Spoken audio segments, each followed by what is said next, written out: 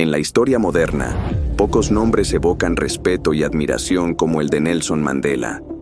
Un hombre que vivió entre la opresión y la esperanza y que logró lo impensable, transformar la rabia en reconciliación.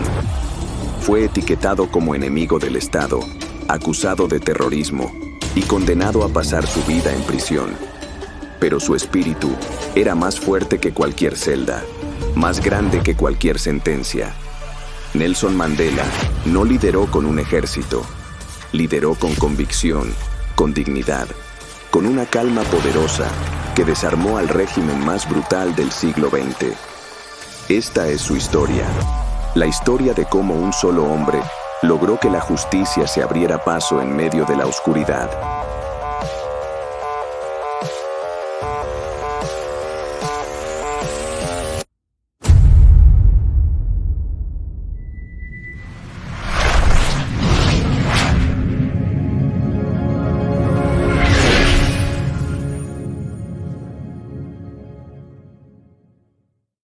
Nelson Mandela nació el 18 de julio de 1918 en Mbeso, un pequeño pueblo de Sudáfrica.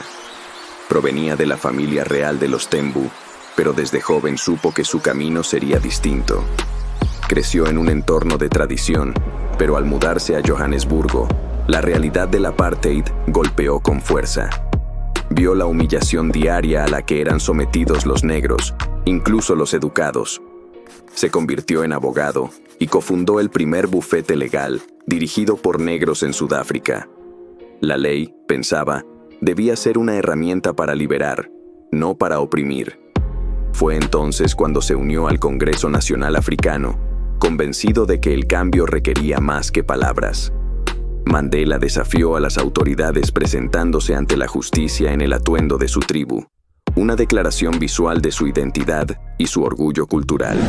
En 1962, fue arrestado por conspiración contra el gobierno. Lo condenaron a cadena perpetua y lo enviaron a Robben Island, una prisión aislada por el mar. Allí pasó 18 de sus 27 años encarcelado, rompiendo piedras bajo el sol, durmiendo en una celda mínima, recibiendo visitas cada 6 meses y una carta al año. Afuera, su nombre estaba prohibido, pero en el corazón de millones era sinónimo de esperanza.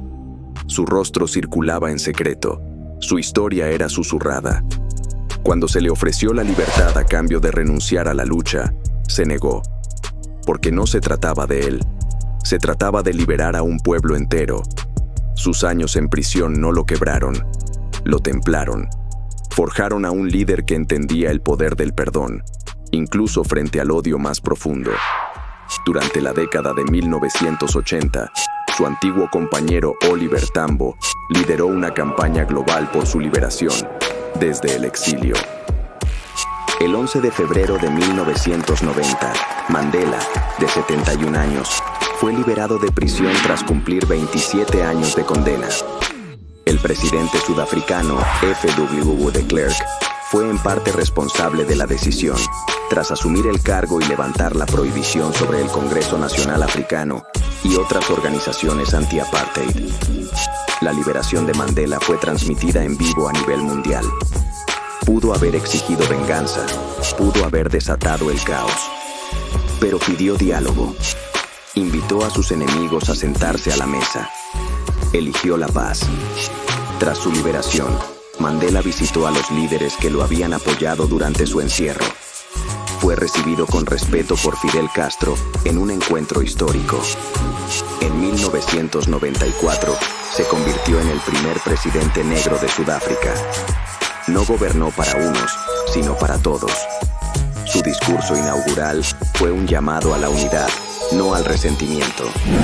En diciembre de 1993, Mandela y de Klerk fueron galardonados en conjunto con el Premio Nobel de la Paz en Noruega, en reconocimiento por evitar una guerra civil en Sudáfrica. En 1995, en la Copa Mundial de Rugby en Sudáfrica, Mandela no dudó en vestir la camiseta de la selección de rugby sudafricana para unir a una nación dividida, utilizando el deporte como herramienta de reconciliación.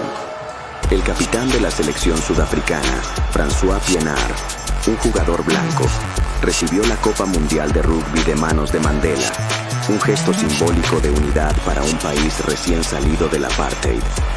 Su liderazgo fue firme, pero generoso, no exento de errores, pero lleno de humanidad.